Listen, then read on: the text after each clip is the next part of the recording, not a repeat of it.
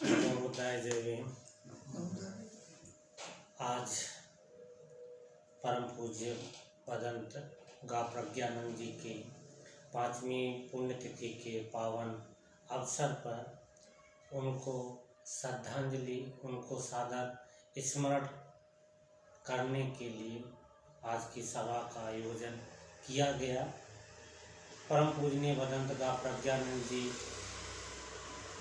भारत में ही नहीं, भारत के बाहर भी उनका जो दौरा था वो बहुत ही व्यापक रहा। 90 वर्ष की अवस्था में 30 नवंबर 2017 को पूजनीय भदंत जी का निर्वाण हुआ।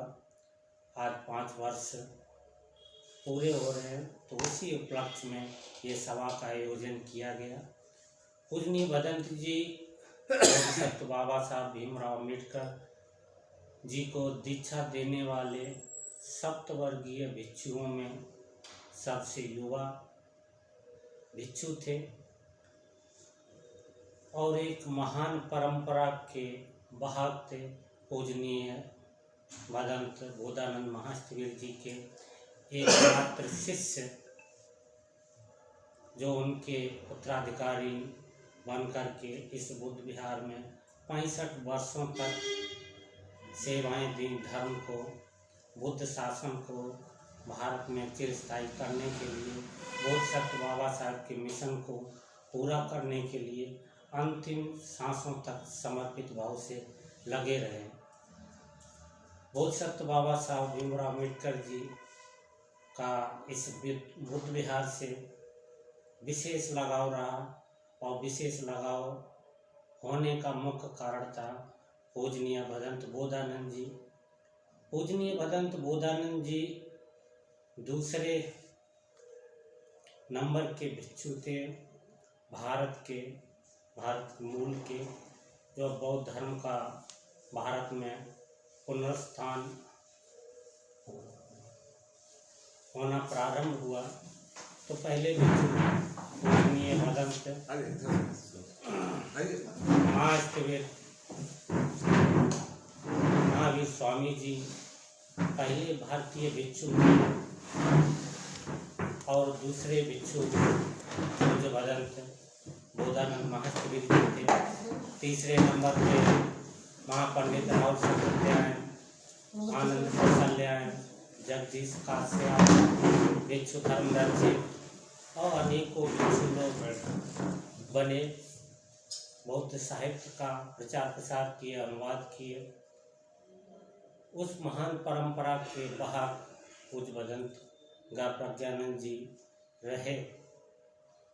बोधानंद जी अपने जीवन काल में इस विहार को उन्होंने बना करके और स्पेशली इस विहार का निर्माण करने का उद्देश्य था कि हिंदी भाषी जो लोग हैं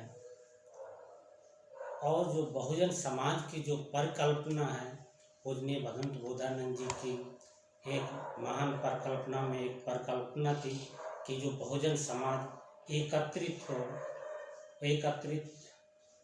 होकर के अपने उत्थान के लिए काम करे। उस उत्थान की पूर्ति के लिए उन्होंने नवरत्न एक सभा का, एक कमेटी का स्थापना की और उस कमेटी ने अपने उद्देश्यों को पूरा करने के लिए बहुत ही संघर्ष भी किया, बहुत ही काम भी किए। परंतु वो लोग भी जो बहुजन आंदोलन का जो इतिहास रहा है अभी तक, उसी इतिहास के काल में वो आंदोलन भी खत्म हो गया। जब आज़ादी का आंदोलन रहा तो बहुजन समाज के लोग भी अपने अधिकारों के लिए सजगता पूर्वक उन्होंने मांग की। तो उस समय के समाज के अगुआ लोग, देश के अगुआ लोगों ने वचन दिए थे कि समाज का पूरा ध्यान रखेंगे, आप अपना आंदोलन को वापस लीजिए। तो ये नवरत्न कमेटी जो आगे चल के पिछड़ा वर्ग लीग बनी थी, तो उसको भंग करना पड़ गया। उससे कई सांसद भी हुए।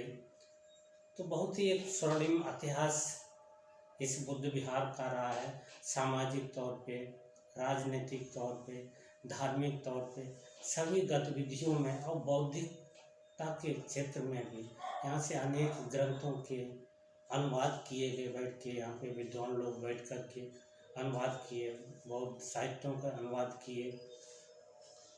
जो चाइनीस यात्री थे उनकी यात्रा वृत्तांतों पे भी लेखन कार्य हुआ।